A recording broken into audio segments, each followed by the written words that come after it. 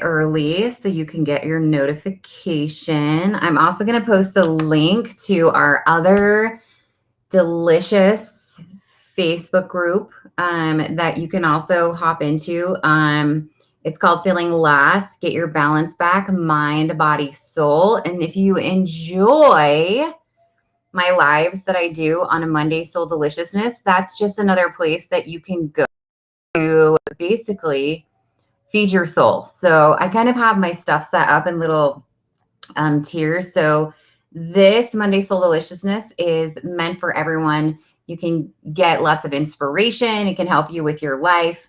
My group, the one that I just posted the link to, that's going to be more for people who are interested in like the energy aspect of how we can actually use this super cool divine ability that we have to heal ourselves. Our body is like absolutely fantastic. It's genius when it comes to this.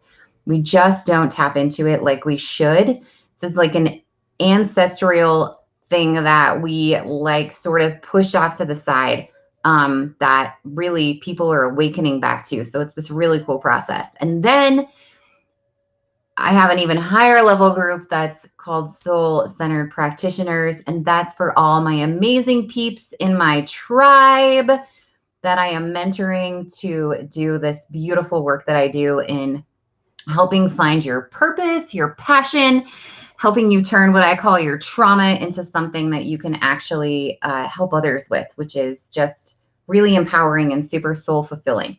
So, today, hello, Catherine. Hello, Lisa. Thank you for sharing. I wanted to talk about, like what's our real life purpose here? Hello, hi, Kim. Um, I was like resonating with this topic and really kind of hit me as I was watching people just like going at it on Facebook. And I'm like, oh my word. And then I had this like impression or this thought click into my head. And I initially thought, wow, for us right now in this space, which was kind of a scary thought, but I thought, what if our real purpose right now is how we treat each other during a pandemic when other people don't agree with us or align with how we feel? And I thought, wow, realistically speaking, how many people are feeling at that? Um, I mean, it's kind of like a hard one to self-reflect because we're so stuck on like our opinion is the right one and everybody else is la la la. And this really came to light for me because I saw someone that I'm friends with on Facebook make a post about the you know what, and she really was just calling people out and calling people names that were not in alignment with her opinion. And it was kind of interesting because, here's the sad part, right? When we do something, it's really easy to align other people to jump on our bandwagon with us because ultimately it makes us feel better about ourselves. It makes us feel more secure. So when kids are being bullies in school and somebody's treating another kid poorly, it's really easy for other people to jump on board and do the same thing because we're aligning together to pick on somebody else. But if nobody else is supporting you in doing that, then you start feeling really awkward and then you tend to stop doing it because you're not being supported. So kind of the same thing goes on with our social media. This lady made this post about how irritated she was with a certain decision that people were making. And then I saw someone comment on her post basically wishing towards people to put it quite frankly, wishing towards people their death, making a comment about, well, they'll be sorry when I see them in their obituary because that's what's going to happen to them. And I thought, here's the underlying thing. Regardless of where you stand, regardless of how you feel, wishing a death on a person, guys, the karma energy that can come from that, the negative energy on your own soul that can come from wishing the death on someone else is absolutely horrifying. And if you could see that in an actual energy and you were sensitive enough to see that, you would never wish that on anyone, not even a person that you absolutely despise. So I thought, oh, the yuck is there. And that's what kind of sparked me into this topic for today is like, what is our real purpose here? So let's do some deep thinking for a second. You're going to have to like put on your deep thinking cap and let's put down what you were taught. So let it all go. Because if anything that I've said so far right now is triggering something for you, resonate and realize that that is a past agreement that you have from somebody telling you something that's causing you to have a triggered emotion. So just let it go for a minute. Be open-minded and let's put down what we are taught. So I'm not saying that what you were taught is wrong either, okay? We're just opening up to this higher level ability of thinking. So let's allow ourselves to think for ourselves. Let's allow ourselves to resonate with what our inner truth is. So I came from a spot where I was taught something very, very structured, okay? It was all about learning every week and checking boxes. So that's like the type of belief system that I was brought up in. As long as you're checking the boxes, then you're good to go. Like when you die, all is well. All is well. Everything will be great. So we have to check boxes like no drinking alcohol, no drinking coffee or hot teas, stuff like that. No tobacco, which like a lot of these things, right, are aligned with your health, but you were supposed to do certain things and align yourself exactly around being able to have this end goal. And literally, not even exaggerating here, it really is a box of like a list. In fact, when you go sit down with the person who is supposed to be the judgment seat of the community, then they're actually going to go through a list and ask you specific questions and you have to answer yes, or you can't have this, what they call ability to live with your family forever. And so a lot of people that I saw were just doing this to check the box or living this way for the 3 hours that they were in a congregation on Sunday. But outside of there, I was like feeling super yuck about some of the things that I saw that they were doing. Now, they were just a different person outside of the chapel, right? And I'm not saying that those people are bad or wrong, but it was very conflicting to me, very confusing. And so I resonated at some point that I'm like, wait a minute, that cannot be a purpose. Like that cannot be your life purpose here. Your life purpose cannot be checking a box that you are not even aligned with. And, growing up, they will always say, oh, well, God knows what you're doing. So you can't hide anything. That's all great, but it's still a platform of checking a box and it encourages people to be doing this. And I was like this cannot be the purpose. This cannot ultimately be the goal. And I'm really black and white. So I don't want to dip my foot in one thing and have my arm in another.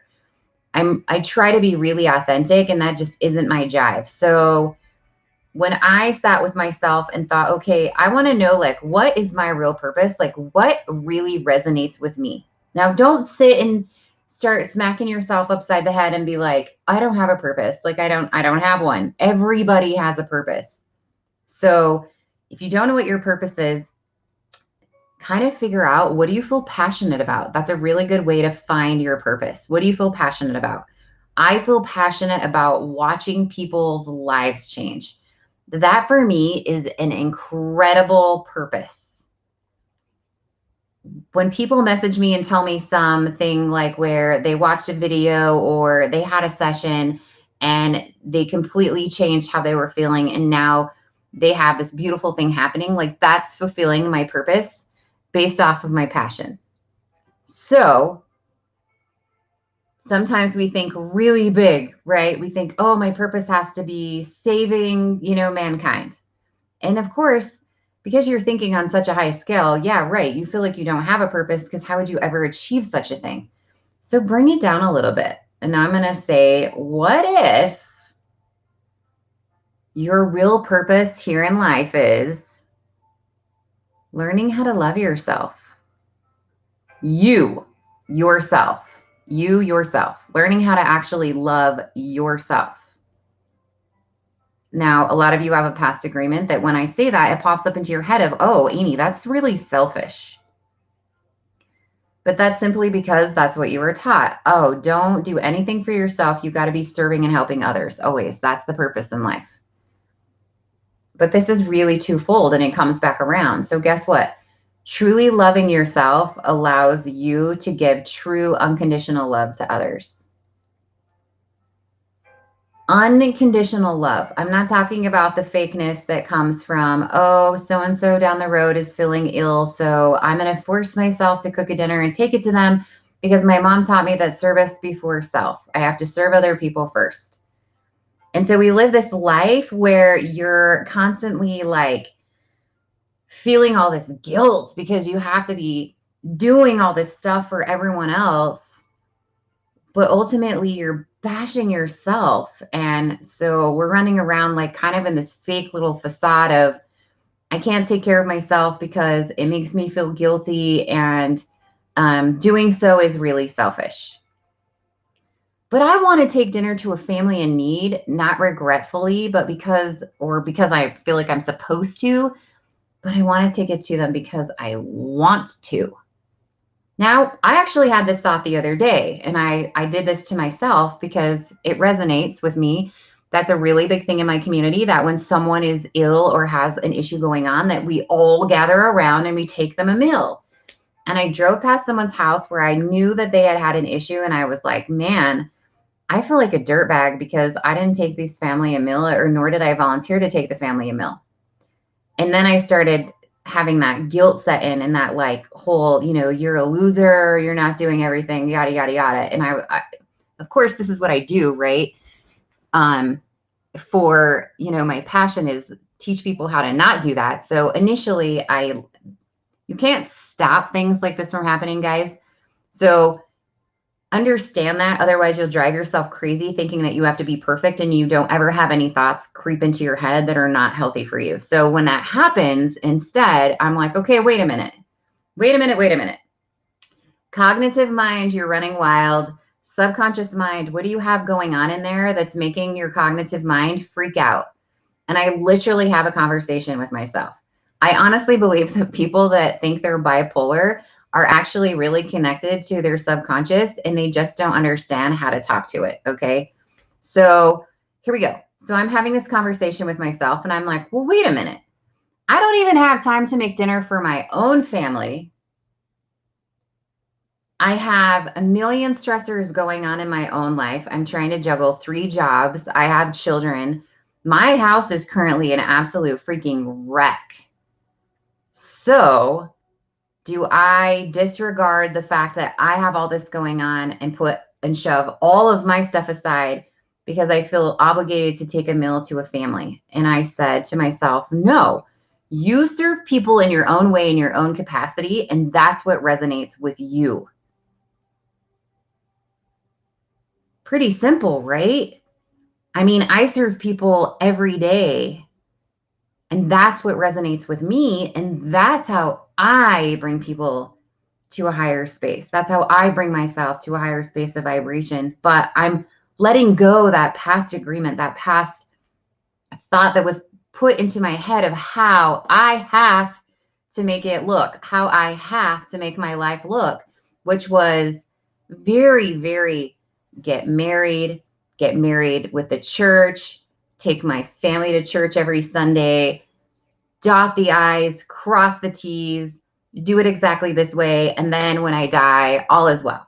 There is no flexibility to how I was taught. Like that is it. That is it. You don't go off the stray. You don't, honestly, we talk about holding on to the iron rod. Like you don't even stray off the path because it's so hard to come back. And it really just doesn't teach you to resonate with yourself and like, what is your purpose here and how do you love yourself? Because where in my life did someone actually teach me how to love who I was? I don't know about you, but I'm going to say possibly never. Potentially never. I don't think I was ever taught to honestly love who I was. I mean, I had my mom throw this, things out there like, when I would come home crying and be like, the boys are teasing me. They said I'm fat and ugly. And my mom would say oh, they just think you're cute and they're just teasing you because they think you're really cute. And what does that do for you? That teaches you that it's okay to accept verbal insults from someone because they think you're cute and they love you. And so then you get it into your head that being emotionally abused is okay because if someone really loves me, then that's what they do. That's not teaching you to love yourself at all. Case in point, too, I really believe like if you're a male, you really aren't taught that it's okay to love yourself. Like that makes you squishy inside. It makes you not masculine. Girls don't want a guy that's all in tune with his emotions, right?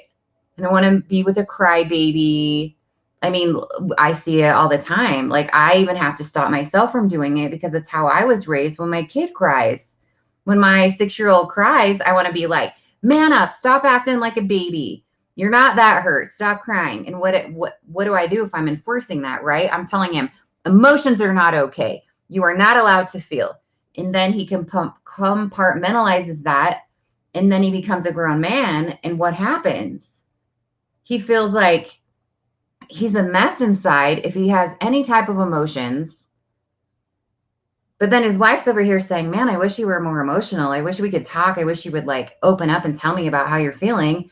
Well, he was taught and drilled into his head that it's not okay to love himself and it's not okay to be emotional and it's not okay to do any of this stuff because he wasn't taught that it was all right. And so there's no safety in feeling emotions. There's no safety in expressing who you are or how you are. There's no being taught how to do this. So truly loving yourself allows you to love other people on a real unconditional level. It resonates on a completely different energy space. When we love who we are, we have more to give. We have way more to give. So if I love who I am compared to a person who doesn't love who they are, even the person who doesn't love who they are that's serving isn't giving as much as the person who loves themselves that maybe not giving as much when you look at it on a tangible level as this person, but the vibration of what this person is giving is this much higher. The vibration of what this person is giving is down here. Life is all about vibration, and the higher you're vibrating, the healthier you are, the more abundance you have, the more beautiful things you attract. So this person's giving up here at this higher vibrational level is way higher than this person's down here. That takes some kind of critical thinking, like some deep thinking and reflection of, okay, I think that can kind of make sense. When I love and take care of myself, I'm also a kinder person. I'm kinder to my husband. I'm kinder to my kids because I'm not taking out all that frustration that I have with myself and hating how I look and hating how I feel and hating my choices and hating my life. I'm not resonating all of that goop out on everyone around me. So I'm not losing my temper. I'm not yelling at people. I'm not going to work and being angry, because how we treat others really is, in some aspects, a direct reflection of how we treat ourselves or things that we have going on inside. And so I know that after my daughter passed away, even after my husband passed away, like I'll tell you, this is almost like really embarrassing, but it super shows you my vulnerability that I'm willing to share with you guys. So after my husband passed away, I had a phone call with the person that was in charge of the church houses. And so it's pretty common tradition here to have your funeral services in a church house. And my kids and I went to a specific church, but because the religious organization here is so big, the churches are literally like blocks away from each other. So we went to a specific church, and then we had a church that was right outside my front door. Literally, you open the front door, there's a softball field across the street, across our little drive, and then there was a church house. And so when I called, I really wanted to schedule this funeral service in a specific church house, and the person in charge wasn't willing to allow me to do it. And I was so furious because they were having some kind of a training or something going on, and I lost my mind. And I was swearing up a storm, and I'm sure the guy's ears were just burning, and he's probably never had someone talk to him like that, but I was just livid. And I was expressing myself because I was so angry that my husband took his life and left me, that I was just raging on anyone that got into my path. And I was so angry that I remember telling him, it's a choice for you to keep that meeting there, but it wasn't a choice for me for my husband to shoot himself. And I was so upset, and I never did fully heal from that. And then when my daughter passed away, 3 years later, I was still in this space where I was just furious. And I remember using her death as something when I was pissed off at somebody and saying, I don't know why you think you can treat me like that. Like, my daughter just died, and I was just pissed. I was so angry at everything that had happened. And so, I'm treating others because it's a direct reflection of how I'm feeling. Because I'm not loving myself, right? I'm so angry. I hate myself. I hate my life. I hate everything that I'm going through. So how do we change it? How do we change it? So I'm going to reflect back on some of my situations. So if I would have looked back after Kinley passed away and said, okay, why don't I love myself? And I actually got in tune with myself and wrote this down. I would say that I didn't love myself because, and it would start going all the way back, right? I would be backpedaling through my past, through all the things that I'm now writing in a book for you to read, all of my garbage, all of my past, because I hated myself from the moment that my book starts, guys. From the moment my book starts out with, if I had my tablet out, I'd read it to you. My book starts out with me being in a closet, and it is dark. And this is honestly my first freaking memory that I have. I am in a closet and it is dark and I'm being sexually molested. So why do I not love myself? Because I'm blaming myself for things, right? I'm looking back at that and I'm like, oh, I should have known that was wrong. I should have stopped it. At one point, I reached an age where it felt good. So then I'm dealing with the battle in my head of, if I'm being sexually molested, but I'm enjoying it, that must mean that I'm a bad person, because I know that what was going on was not a good thing. You see that conflict going on? So there's all these things that you have going on in your life, and you just start to really dislike yourself. And then we live in the past and we can't get past the fact that we make mistakes. Everybody does. Guys, I've done some really stupid things too. But you don't have to live in that place. They're not mistakes that you make that are permanent punishment for yourself, guys.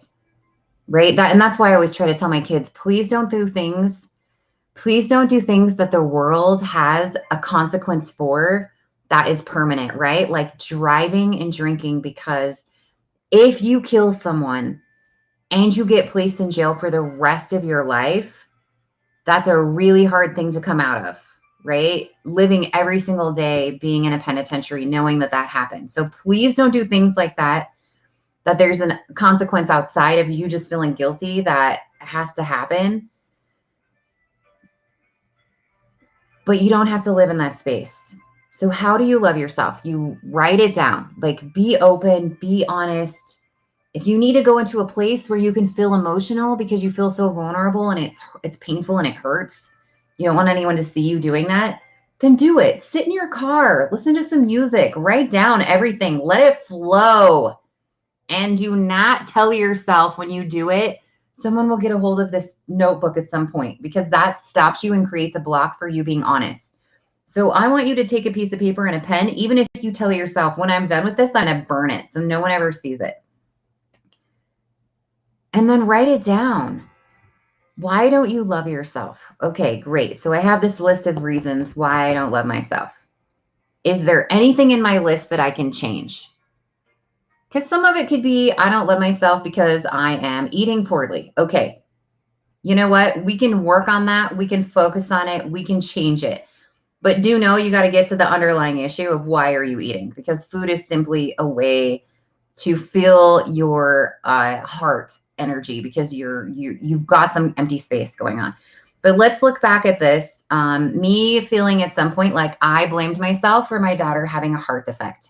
I must have done something when I was pregnant, because ultimately she was, created in my body. I must have done something and I created it so that my baby girl had a heart defect. Now, a lot of you are going to be like, oh no, don't think like that. But that was an honest to true thought. And I had to really struggle with that, feeling like I could have been responsible for my daughter having a heart defect. So is that something that I can change? No. Okay, she would be turning 3 in a month. There's nothing I can do to change that. She's been here, she's passed. So what can I do to make this situation have some value to it? I turned that into me being able to resonate with other people that have gone through trauma, that you can find happiness again, even if you feel like your entire world has been burned in front of your eyes. And that makes me feel love for myself, right? Because then I can look at myself and say, you went through something so devastating, yet here you are openly holding out your energy, openly holding out your hand to other people that are down in the rabbit hole, pulling them out so that they don't feel despair, so that they don't feel suicidal, so that they don't feel depressed, so that they can understand that no matter what they're going through, there is space to feel and resonate happiness again. And ultimately, it comes from loving yourself. But when we look at it from this cognitive place of what we've been taught, that seems so selfish. Oh, how can I love myself? How can I love myself and help other people? That just seems so wrong. And we go back down into the rabbit hole of thinking about all the things that we feel guilty about. That's why I teach you to live in the now, live in today, forget about yesterday, stop focusing on the future. Today, right now, in this moment, how can I be working on loving myself? What can I do right now to love myself a little bit more? So, like, after we're done with the live, I have so many things that I need to do. I have so many things that I need to do. And I'm getting at the end of this 3-day vacation, right? And then I'm like, oh, and I'm looking at all of this mess that I have. This is not my mess. This is my happy zen here behind me, but my mess out there in my house. And I'm like, man, I didn't get anything done that I was going to get done during these 3 days. In fact, I haven't even really done the laundry yet. And here we are, and it's 6:30 at night. And I was like, okay, but you know what I'm going to do when I'm done? I'm going to go out and ride my horses, because I have love for myself. And I know that if I go out and ride my horses, which is very grounding for me energetically, it's very therapeutic, that I will then be vibrating at a higher level. And when my husband comes home, I'll be nicer to him. And when my little boy comes home from Granny Poppins' house, I'll be happy. And, potentially it will affect my entire week, because I'm resonating at a higher vibrational frequency. And so then what happens is that trickles down to everyone else that's around me, everyone that I'm going to talk to, everybody that I'm going to interact with. Loving yourself is not a flaw. It is not selfish. It is the opposite when you do not love yourself, because you are a divine creation. And it is absolutely beautiful to love who you are. Every ounce of yourself. I mean, how many of you are in a relationship with someone and the other person tells you all the time, I love your body. I love the way you look. And you're like, oh, but I have this and this and this and this and this, right? I've been guilty of that. I mean, if we were to ask Dave, he would tell you, oh, yeah, she says things about this, that. So I have stopped saying, I try to stop myself from saying something negative about myself. And I say, I'm so happy and so glad that you love that about me. I'm so thankful that you love the way that I look.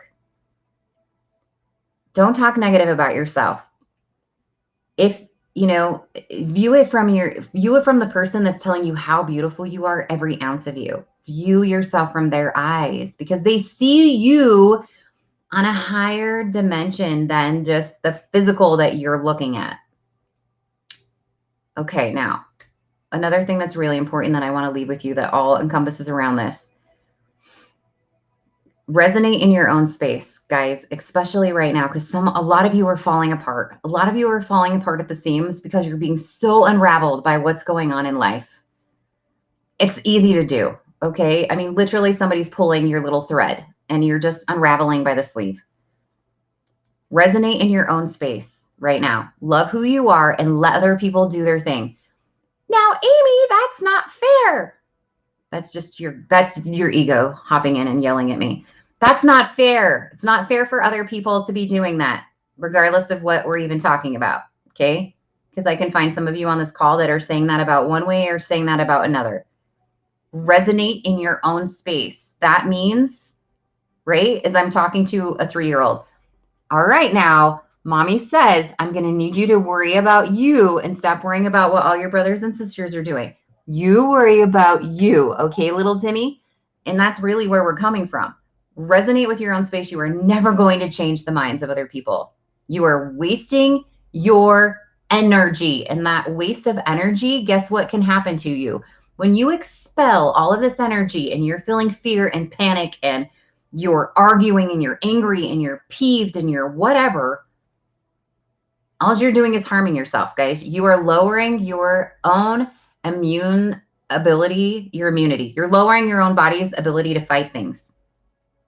You are lowering your body's ability to digest. You are lowering your body's ability to be healthy. You are making yourself susceptible to pathogens, to diseases, to emotional, to all kinds of stuff. So stop. Resonate in your own space, okay? If you're still really struggling with that, I'm going to say this is a really important thing, okay? Grasp it. If you could view this life from a different dimensional space, you would see none of this matters.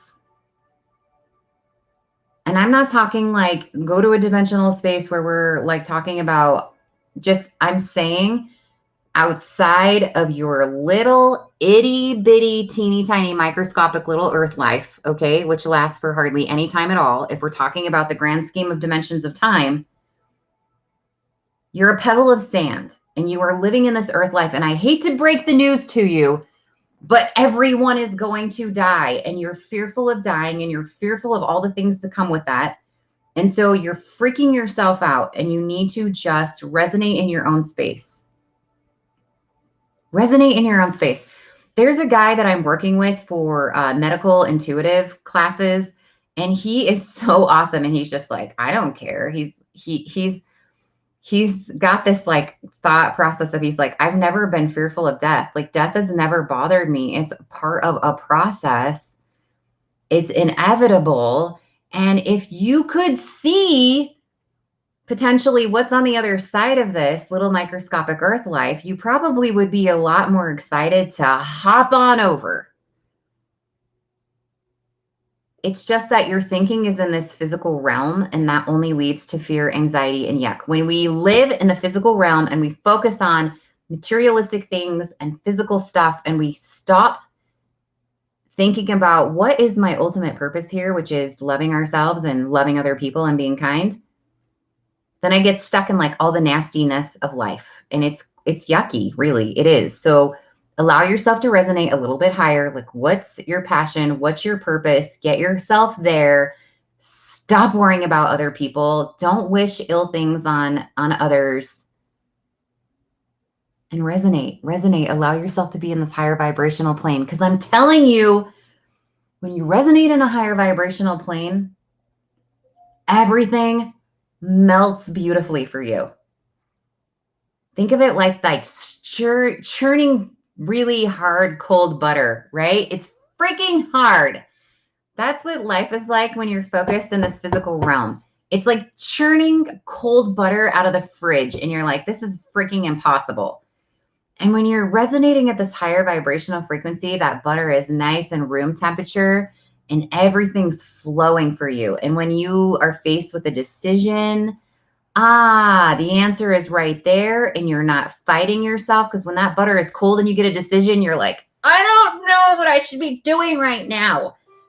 And then you're all stressed out. And there's my kid calling.